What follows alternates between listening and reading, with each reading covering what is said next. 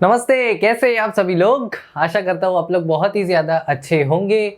आज हम डिस्कस करेंगे कुछ पॉइंट्स जो आपको कंसिडर करने चाहिए जब आप एक करियर चूज़ करते हो। ठीक है, हम करियर अपॉर्चुनिटीज़ का बात नहीं करेंगे, हम ये बात करेंगे कि करियर जब हम चूज़ करते हैं तो कुछ बातें होती है जो हमें कंसिडर करनी चाहिए, जिससे हम एक अच्छा डिसीजन ले सकते हैं। ठीक है, करियर अपॉर्चुनिटीज़ तो बहुत सारे होते हैं, पर अपॉर्चुनिटीज़ को डिसाइड कैसे करना है वो आपके मेंटालिटी पर डिपेंड करता है।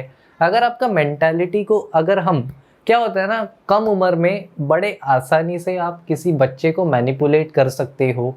ठीक है, बहुत अच्छी बातें बताकर सपनों के जाल में फंसा के उस बच्चे के करियर को पूरी तरीके से मोड़ सकते हो। ठीक है, जो बहुत जगह होता भी है। देखो, ये आप प्रॉब्लम तब फेस करोगे जब आप एक क्लास जाते हो 9th-10th में। मान लो आपने 9th-10th में बोर्ड एग्जाम होते हैं 10th में, तो बहुत सारे लोग क्लासेस ज्वाइन करते हैं। ठीक है, तो जब क्लासेस ज्वाइन किया जाता है तो क्लासेस में गाइडेंस लेक्चर होता है। ठीक है, जब आपका बोर्ड खत्म होने आता है तब जो क्लास वाले होते हैं ये आपको 11th-12th में साइंस स्ट्रीम लेने के लिए मोटिवेट बहुत ज़्यादा करते हैं। आपको बताया जाता है कि अगर आप साइंस स्ट्रीम लेते हो तो आपके पास स्विच करने का ऑप्शन होता है कि आप साइंस से कॉमर्स में घुस सकते हो, आर्ट्स में भी घुस सकते हो।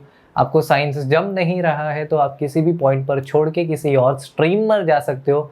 पर अगर आप कॉमर्स में हो तो आप साइंस में स्विच नहीं कर सकते, तो साइंस करियर लेना एक बहुत ज़्यादा सेफ ऑप्शन बन जाता है। उसके बाद आपको मोटिवेट किया जाता है इंजीनियर बनने के लिए या डॉक्टर बनने के लिए, क्योंकि इंजीनियर अगर आप बनोगे तो आपको जेईई का प्रिपरेशन करना पड़ेगा, और जब आप मेडिकल की तैयारी करोगे तो आपको नीट का प्रिपरेशन करना पड़ेगा। ठीक है, और यहाँ पर बहुत बड़ा बिजनेस हो रखा है क्लासेस का। क्लासेस जो है कॉम्पिटिटिव एग्ज़ाम्स के एडमिशन फीस के थ्रू बहुत ज़्यादा पैसे अर्न करते हैं। ठीक है, तो अगर आप 10th स्टैंडर्ड के बच्चे जो आपके पास ऑलरेडी एडमिशन ले चुके हैं, अगर आप देखो, एक सक्सेसफुल बिजनेस कब होता है पता है? जब आप अपने एग्जिस्टिंग कस्टमर्स को लॉन्ग टर्म तक होल्ड कर कर रख सकते हो। ठीक है, जब एप्पल बिजनेस करता है तो एप्पल इतना बड़ा कंपनी इसीलिए है क्योंकि एप्पल सिर्फ आईफोन नहीं बेचता, एप्पल एक इकोसिस्टम बेचता है। ठीक है, अगर आप एप्पल का फ़ोन खरीदते हो तो आपको मैकबुक लगता है उसको सिंक करने के लिए। ठीक है, तो जिसने एप्पल का फ़ोन लिया है वो फ्यूचर में किसी पॉइंट पर मैकबुक भी लेने का चांसेस रखता है। ठीक है, बहुत ज़्यादा प्रोबेबिलिटी है कि वो ले लेगा मैकबुक, और वो साथ में ईयरपॉड्स, उसका जो एयरपॉड्स है एप्पल का, वो भी ले लेगा। ठीक है, तो यहाँ पर जो चीज़ें हैं आपकी वो एक दूसरे से लिंक्ड है। ठीक है, और अगर आपको बिजनेस में ग्रो करना है तो आपको इकोसिस्टम बेचना पड़ता है।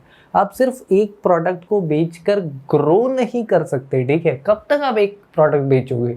आपको किसी ना किसी पॉइंट पर अपसेल्स करना पड़ता है। सिमिलरली क्लासेस में भी होता है। जब आप 9th-10th तक बच्चे को पढ़ा लेते हो तो सबसे पहले तो ये है कि बच्चे को आपके क्लासेस पर विश्वास आ जाता है। अगर आपने जेन्युइनली पढ़ाया है तो इस बच्चे पे मेहनत कम करनी पड़ती है इसको कन्विंस करने के लिए कि हम 11th-12th में भी आपको अच्छे से पढ़ाएंगे। ठीक है, तो बच्चा ऑलरेडी कन्विंस्ड रहता है प्लस कंफर्टेबल रहता है, तो वो 11th-12th में उन्हीं के क्लासेस में एडमिशन लेने के लिए बिल्कुल भी ज़्यादा कतराता नहीं है, बिल्कुल भी ऐतराज़ नहीं दिखाता है। ठीक है, इससे क्लासेस वालों का काम कम हो जाता है क्योंकि ऑलरेडी जो हमारा बच्चा था, और उसको हम क्या करेंगे, स्कॉलरशिप भी दे देंगे, थोड़ा सा डिस्काउंट दे देंगे। ठीक है, तो सोने पे सुहागा हो जाता है। चलो, ये तो हो गया बिजनेस मॉडल कि जो बच्चा हमारे साथ था उसको 11th-12th में हम लेकर आए वापस से। पर इससे प्रॉब्लम फेस होता है बच्चे को, क्योंकि प्रॉब्लम क्या है ना, बच्चे जो है 10th स्टैंडर्ड में जब रहते हैं तो उनका ब्रेन इतना ज़्यादा मैच्योर नहीं रहता कि वो एक अच्छा डिसीजन ले जो उनके समय को बचा सके। ठीक है, प्रॉब्लम क्या होता है, 10th के बाद इतने सारे बच्चे साइंस ले लेते हैं और इंजीनियरिंग और नीट की तैयारी करने लगते हैं कि ये जो डोमेन बन गया है नीट और जेईई का, वो इतना ज़्यादा बड़ा है कि यहाँ पर हज़ारों में धंधा हो रहा है। ठीक है, हज़ारों करोड़ों में धंधा हो रहा है। इतना बड़ा फील्ड ये बन चुका है। और ये कैसे पॉसिबल होता है? ये पॉसिबल होता है आपके ब्रेन वॉशिंग से जो 10th में किया जाता है। ठीक है, तो ये इस चीज़ से आपको सबसे पहले बचना है। अगर आपको भीड़ भीड़ बोलती है कि ये चीज़ सही है तो ज़रूरी नहीं है, क्योंकि आप देखोगे जो भी JEE में पास नहीं हुआ है, जो IIT नहीं जा पाया, जो NIT नहीं जा पाया, वो लोग आजकल स्टार्टअप्स कर रहे हैं, ठीक है। उनको आत्मज्ञान हो जाता है, ठीक है, कि ये अपने लिए नहीं है। तो अगर वो एक ऐसा डिसीजन अपने 10th के बाद ले लेते तो 11 से 12th का जो उनका 2 साल JEE के प्रिपरेशन में गया है, वो 2 साल इन लोगों का बच जाता है, ठीक है। तो यहाँ पे आपको समझना ये है कि आपको अपने समय को बहुत ज़्यादा यूटिलाइज करना है, जो तभी हो पाएगा जब आप 10th के बाद एक अच्छा डिसीजन लेते हो। तो सबसे पहले आपको इस चीज़ से बचना है कि अगर कोई भीड़ आपको बोलती है कि अगर आप ये स्ट्रीम लेते हो तो इतना पैकेज आपको मिलेगा जब आप कॉलेज से पास आउट हो जाओगे, इस स्ट्रीम से ये जो आपका चैनलाइज किया जा रहा है आपको, इसमें से तो सबसे पहले आपको बचना है।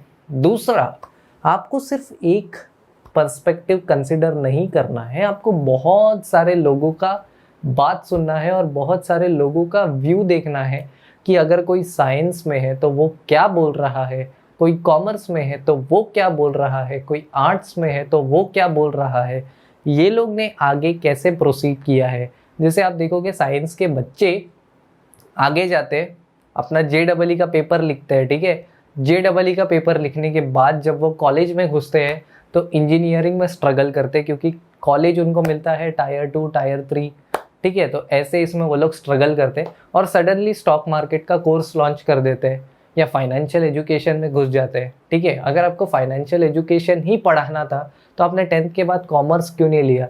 इतना मैच्योरिटी आपका 10th में नहीं था, क्योंकि आप कहीं ना कहीं एक ट्रैप में फंस गए थे 10th के बाद, भीड़ को देखकर या अपने दोस्तों को देखकर। कभी भी आप अपने लाइफ का डिसीजन लेते हो, आपको कंसिडर करना है बहुत सारा पर्सपेक्टिव, और उस अंडरस्टैंडिंग से ही आपको डिसीजन लेना है, ठीक है। कोई बुराई नहीं अगर आप साइंस स्ट्रीम ले लेते हो, क्या बुराई है? बुराई कुछ नहीं है, बस प्रॉब्लम यह है कि आप थोड़ा सा यहाँ पर समय बचा सकते थे, जो आपको फ्यूचर में जाके कहीं ना कहीं लगेगा कि यहाँ पर मैं अपना 2 साल बचा सकता था, ठीक है। कोई लोग तो 8th स्टैंडर्ड से रैंक लाने के लिए JEE का तैयारी करते हैं, टॉपर बच्चे जो होते हैं। हर बच्चा किसी अलग चीज़ के लिए बनता है, ठीक है। आप भी किसी अलग चीज़ के लिए बने हो। मुझे बस इतना बोलना है कि आप भीड़ जो है उसके दबाव में जाकर साइंस स्ट्रीम ही कंसिडर मत करो, क्योंकि बहुत सारी अपॉर्चुनिटीज़ है आज के बाद। देखोगे आपकी साइंस में जो इंजीनियरिंग कर रहे हैं वो इंजीनियरिंग छोड़ के वीडियो एडिटिंग कर रहे हैं, ठीक है, फोटोशॉप कर रहे हैं, ग्राफिक डिज़ाइनिंग कर रहे हैं, एक्टिंग कर रहे हैं, ठीक है। तो अगर आपको एक्टिंग ही करना है तो आप इंजीनियरिंग में क्या कर रहे हो, ठीक है।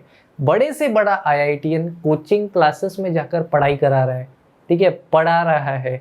अगर आप एक IITian हो, आप IIT लेवल के इंजीनियर हो, तो आप इंजिन्स क्यों नहीं बना रहे, मशीन्स क्यों नहीं बना रहे, सॉफ्टवेयर्स क्यों नहीं बना रहे, आप बच्चों को जाकर क्यों पढ़ा रहे हो?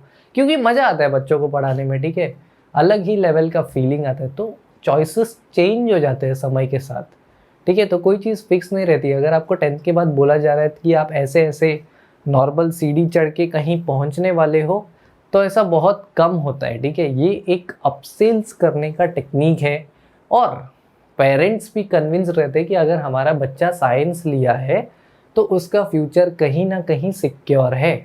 पर अगर आप थोड़ा सा स्मार्टली इंटरनेट को यूज़ करके रिसर्च करते हो कि साइंस में ये पॉसिबिलिटी है, कॉमर्स में ये है, आर्ट्स में ये है, तो आप बहुत अच्छा डिसीजन ले सकते हो। दूसरा, आपको ये देखना है कि क्या चीज़ आपको मोटिवेट करता है। क्या आप साइंस सिर्फ इसलिए ले रहे हो क्योंकि आपको पैसे चाहिए, या आप कॉमर्स सिर्फ इसलिए ले रहे हो क्योंकि आपको पैसे चाहिए? अगर पैसा ही वो चीज़ है जो आपको मोटिवेट करता है, तो इतना याद रखो कि अगर आप सॉल्यूशन को बेचना जानते हो तो आप बहुत ज़्यादा पैसे कमा सकते हो, और पैसे कमाने के लिए मार्केट भी है, शेयर मार्केट हमेशा खुला है। अगर आप ट्रेडिंग को फॉलो करते हो, शेयर ट्रेडिंग जानते हो, कुछ किसी भी प्रकार का अगर आप ट्रेडिंग जानते हो, अगर आप अपने लाइफ का मिनिमम 3 साल देने को तैयार हो ट्रेडिंग में, तो आप ट्रेडिंग से बहुत ज़्यादा पैसे कमा सकते हो। तो पैसे कमाने के लिए अगर आप कोई फील्ड चूज़ करते हो तो वो एक गलत डिसीजन है, क्योंकि पैसे कमाने के लिए बेचना आना चाहिए, ठीक है। बेचना अगर आपको आता है तो आप कुछ भी बेच सकते हो। बेचना आ गया तो पैसे ऑटोमेटिकली बनते हैं। तो कभी भी कोई काम इसीलिए मत करो क्योंकि उसमें से पैसा निकलेगा। कोई काम इसीलिए किया जाता है कि इस सॉल्यूशन को अगर मैं दूंगा तो सोसाइटी में एक इम्पैक्ट क्रिएट होगा और इस इम्पैक्ट का मुझे कभी ना कभी रिवॉर्ड तो मिलेगा ही।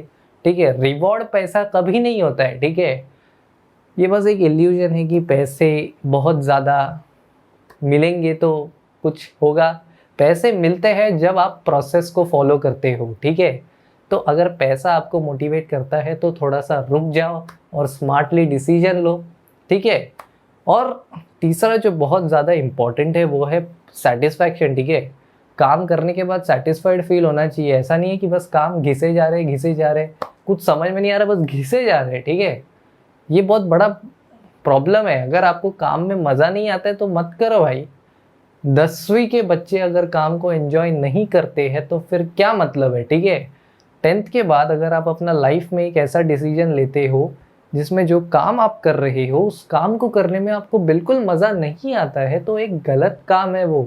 ठीक है, आपके पास हमेशा एक ऑप्शन रहता है ना बोलने का 10th के बाद कुछ चीज़ों को। अगर आप गलत सिर्फ कुछ लोगों का सुन के एक ऐसा काम चुन लेते हो जिसमें आपका मन ही नहीं लग रहा है तो फिर आप बहुत बड़े मुसीबत में हो। ठीक है, क्योंकि ऐसा करने से 2-3 साल बाद आपके दिमाग में सिर्फ एक ही फीलिंग आएगा, उसको बोला जाता है रिग्रेट। और जीवन में कुछ भी हो जाए कभी भी किसी बात का रिग्रेट नहीं होना चाहिए। ठीक है, कभी भी कुछ भी कर लेना, रिग्रेट मत करना। ठीक है, काम अगर आपको कोई करने की इच्छा होती है तो कर लो।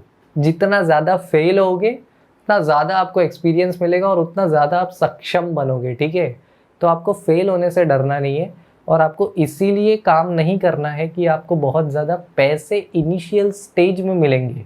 पैसे कमाने के लिए दोस्तों बेचने की कला आनी चाहिए। ठीक है, बेचना जो सीख गया वो ऑटोमेटिकली पैसे बना लेगा। तो बेचना ही सीखना है तो उसके भी कोर्सेज होते हैं। बहुत सारी दुनिया में बहुत कुछ अवेलेबल है, बस आपको अपना दिमाग ओपन रखना है। तो सबसे पहले आपको बहुत सारे पर्सपेक्टिव को कंसिडर करना है। जिस फील्ड में आप जाना चाहते हो सबसे पहले आप देखो कि उस फील्ड का सिलेबस क्या है। आपसे पहले जिस इंसान ने उस फील्ड को पढ़ा है वो उस फील्ड के बारे में क्या बोलता है, उसमें कौन एक्सपर्ट है और उस एक्सपर्ट की बात आप जाके सुनो। ठीक है, तभी आपको पता चलेगा कि इस फील्ड में कितना दम है और क्या सचमुच ये आपके लिए है। जैसे कि बहुत लोग को फोटोग्राफी पसंद होता है पर वो इंजीनियरिंग कर रहे होते हैं। क्यों कर रहे हैं इंजीनियरिंग जब उनको फोटोग्राफी करना है? तो सिंपल सा है, हर कोई इतना केपेबल नहीं होता कि वो बड़े बड़े आंसर्स रटे। उसको मज़ा फोटोग्राफी में आता है तो उसको शुरुआत से फोटोग्राफी में होना चाहिए। तो आप ऐसा गलत डिसीजन मत लो और आप ऐसा तभी कर पाओगे जब आप किसी एक्सपर्ट से सुनते हो ये बात। जो भी चीज़ आप सुनते हो देखो उस फील्ड से रिलेटेड एक्सपर्ट्स क्या बात करते हैं। ठीक है, और एक्सपर्ट्स आपको इंटरनेट पे बहुत सारे मिल जाएंगे और किसी के मुंह पे देख के ही पता चलता है वो कितना जेन्यून है, उसकी बातों से पता चलता है। ठीक है, दूसरा ये है कि आपको पैसे ही सिर्फ कंसिडर नहीं करने हैं कि अगर आप ये प्रोफेशन चुनते हो तो इसमें इतना सैलरी या इतना इनकम मेरे को मिल सकता है। ठीक है, सिर्फ पैसे ही कंसिडर नहीं करने हैं। तीसरा ये है कि आपको हमेशा सेटिस्फाइड रहना है अपने काम से, अपने पढ़ाई से, अपने करियर से। ठीक है, हमेशा वही काम करो जो आपको सेटिस्फाइड फील कराता है। ठीक है, कभी भी ऐसा काम मत करो जो करने में आपका बिल्कुल मन नहीं लगता है, क्योंकि 10th के बाद जो भी डिसीजन लेते हो आप उसके लिए आप ही रिस्पॉन्सिबल हो। ठीक है, आपके पास हमेशा एक चॉइस था ना बोलने का, तो इस चॉइस को यूज़ करो और एक फ्रूटफुल डिसीजन लो जो आपको सेटिस्फाइड फील करवाए। आपकी सेटिस्फैक्शन से ज़्यादा आपके लाइफ में और कोई भी चीज़ मैटर नहीं करती है, क्योंकि अगर आप सेटिस्फाइड हो अपने काम से तभी आप अलर्ट रहोगे और ढंग से चीज़ों को करोगे। ठीक है, किसी को दिखाना नहीं है यार, किसी को कुछ दिखाना नहीं है कि मैं ये कर सकता हूँ, मैं वो कर सकता हूँ। जो करना है खुद के लिए करना है, खुद के दम पे करना है, खुद को हराना है, रोज़ खुद बेहतर बनते जाना है। इस एटीट्यूड के साथ आगे बढ़ो, लाइफ बहुत ब्यूटीफुल लगेगा आपको। ठीक है, बहुत ही ज़्यादा ब्यूटीफुल लगेगा। पर अगर आप एक गलत डिसीजन ले लेते हो तो उतना ही ज़्यादा आपको अपने आप पर गुस्सा आएगा कि काश मैंने अपने उस मौके का फ़ायदा उठाया होता है। ठीक है, तो ये कुछ बातें हो गई जो आपको कंसिडर करनी चाहिए एक करियर चूज़ करने से पहले। आशा करता हूँ आपको ये वीडियो पसंद आया होगा। Thank you so much guys ये वीडियो देखने के लिए। Bye bye and take care.